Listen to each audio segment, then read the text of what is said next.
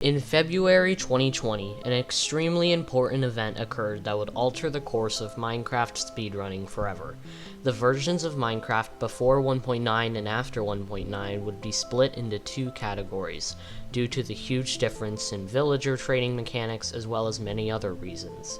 This affected the random seed glitchless category greatly, as the meta for getting ender pearls was entirely different. But there was another reason that concerned the set seed glitchless category: 12i pre-lit end portals. In Minecraft, any given end portal has a certain chance to spawn a number of eyes already in the frame, ranging from 0 eyes to all 12. One eye spawning in the portal is the most common, with about 37% of end portals containing one eye.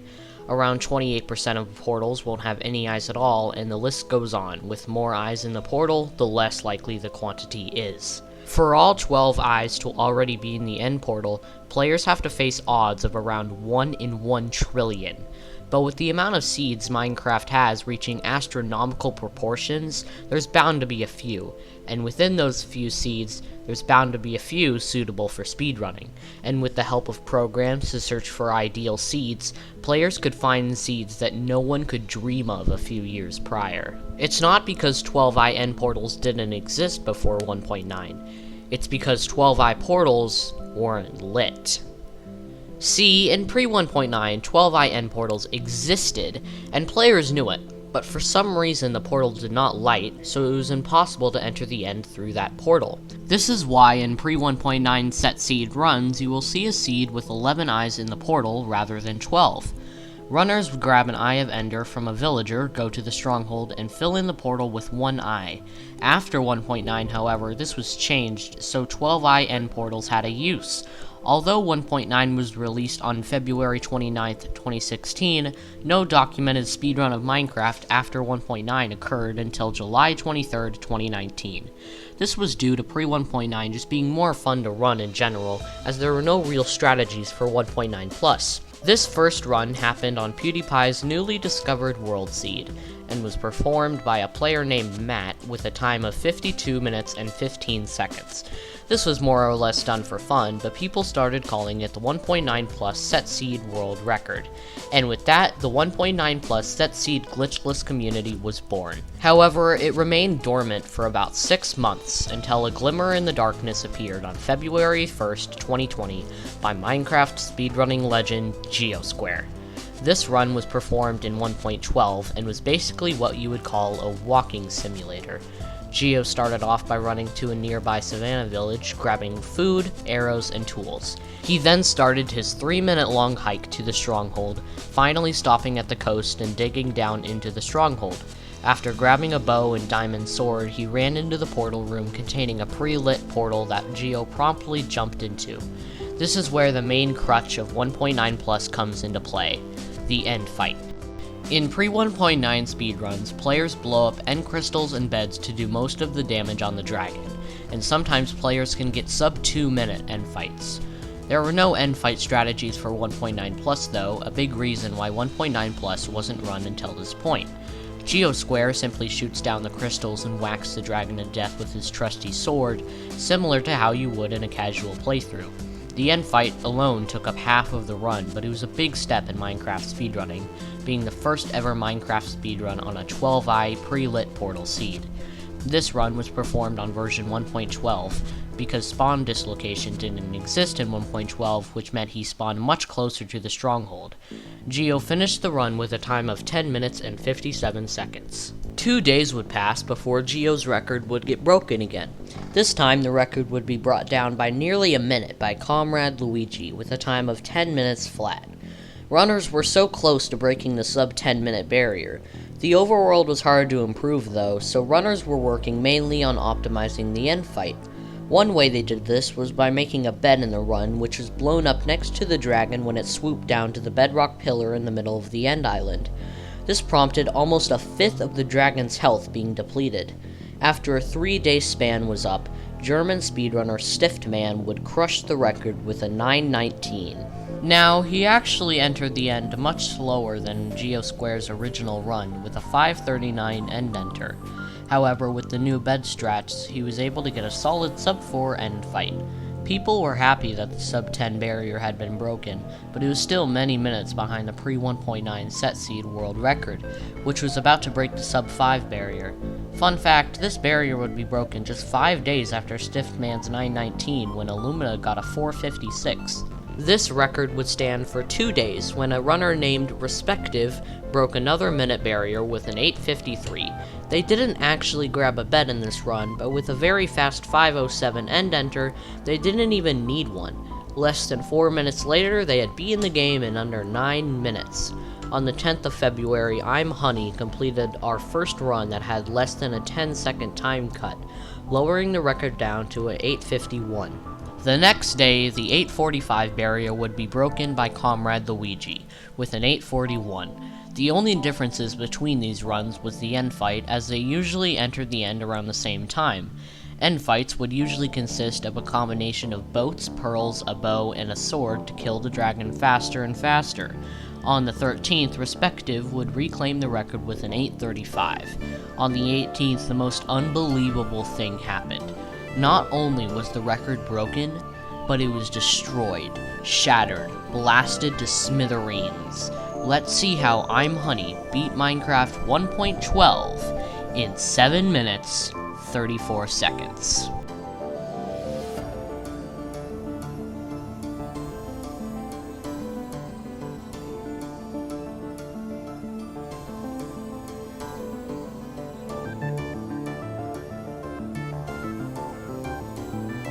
Now, to be clear, I'm Honey did have a PB of 8:05 before this run, but this time cut is still insane. Now, surprisingly, this overworld split was actually fairly subpar. I'm Honey left the village 8 seconds behind his 8:05, and entered the end actually 15 seconds behind Respective's 8:35. As many of you are probably asking, how did he get a near sub-3 end split? Well, I'm Honey used 2 beds instead of 1, and also very skillfully took down every single tower almost in under a minute.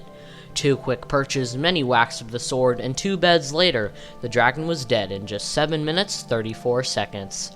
I'm Honey would later improve this record a little over 2 weeks later with a 7:17, and that is where the 1.12 world record stands today. But in March 2020, a huge discovery would change the course of 1.9 plus SSG speedrunning. The main question now is, did it do so in a good way?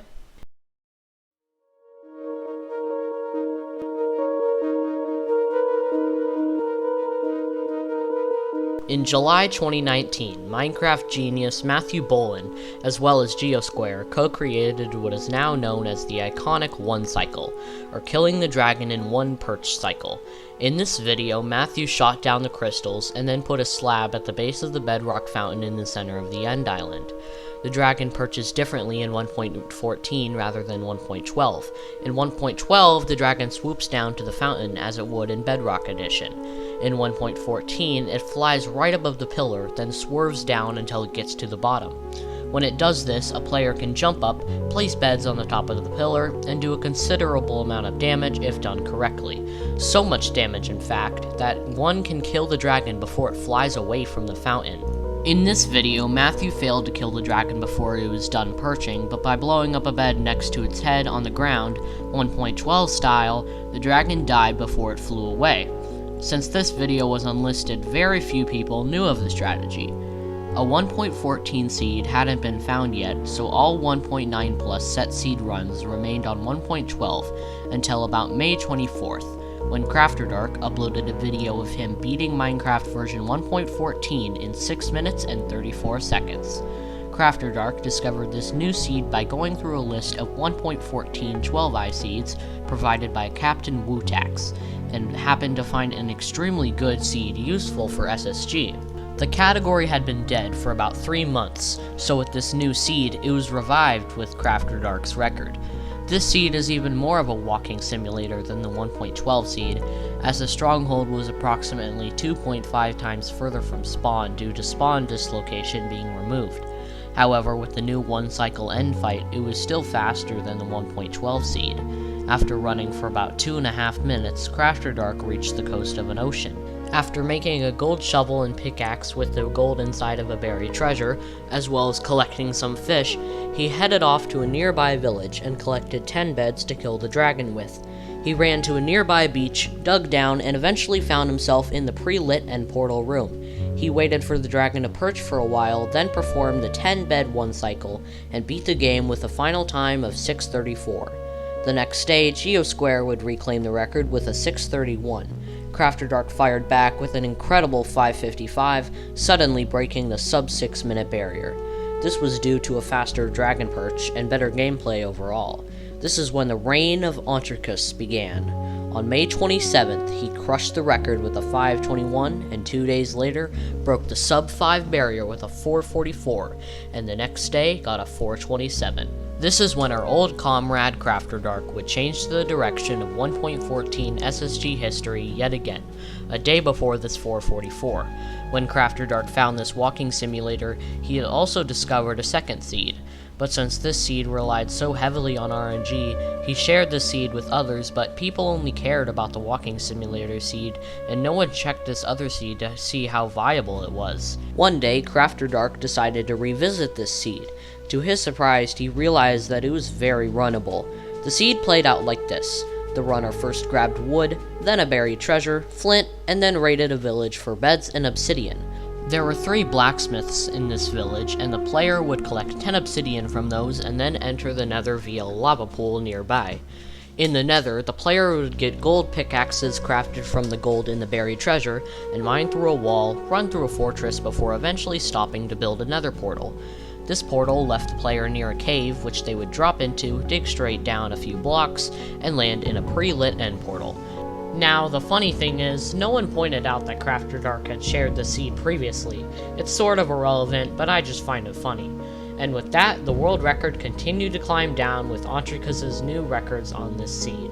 Now, with runners being better at timing bed explosions during the one cycle at this point, Ontricus only needed 7 beds to defeat the dragon with. Surprisingly, he killed the dragon with only 6 beds, finishing with a final time of 4:27 in his next record. Now, let's rewind a bit. Why did Ontricus get 10 obsidian, and why did he run through the nether, eventually traveling back to the overworld above the stronghold? Well, it's rather simple. Traveling 1 block in the nether is equal to traveling 8 blocks in the overworld. You might be able to see where I'm going with this. By entering the nether, traveling 8 times less distance in the nether than you would in the overworld, you can reach the stronghold much faster, as demonstrated in this seed. Ontricus achieved a 4:11 a week later, due to a faster lava pool portal and a quicker second overworld split. However, you might notice something odd with this overworld. He only gets 7 obsidian from the blacksmith chests. He gets 4 more in a fortress chest, but why did this happen when his previous run had 10 obsidian in the blacksmith chest? Well, this is due to blacksmith chest loot being randomized in version 1.14. We'll come back to this later because it would affect 1.14 SSG speedrunning greatly in the future. For now though, let's just enjoy Ontricus breaking the record on the 7th with a 3:40 after a 3:58 minute barrier breaking record by Silius that lasted 2 hours. Starclay666 would then get a 3:36 that used a new portal location, which was on some magma in a ravine. This would put you directly into the portal room, saving a few seconds. Ontricus climbed the pedestal once again with a 3:16 a week later, and then finally he claimed a 3:12. This would be his last record in 1.14 SSG, because 5 days after this record, Minecraft Avenger would claim a 3:08. It should be noted that after Starclay's 3:36 record, runners started collecting 5 beds instead of 7 to kill the dragon, as one cycling was getting more and more advanced. With this 3:08, 1.14 SSG had changed. Instead of resetting for a 7 obsidian blacksmith, Minecraft Avenger now reset for 17 plus obsidian in 2 of the village's 3 blacksmiths. This erased the need to enter the nether through a lava pool, and runners could make a portal in the overworld with 10 obsidian and grab the remaining 4 obsidian in the nether fortress. Runners now fell down the ravine instead of digging through a wall to get to the portal build location, minimizing fall damage with a hay bale or bed. This run was not as optimal as Ontricus's run, but with these new strategies he was able to beat the record fairly easily. At this point, it was a race to sub 3 minutes for a few runners. But with how rare getting 17 obsidian from 1 blacksmith or even 2 was, just getting a run past the overworld was extremely rare. After Rattles got a slightly faster 308 as well on the 20th of July, she would come just fractions of a second from the infamous sub 3 barrier. Finally, 10 agonizing days later, Minecraft Avenger got on this run.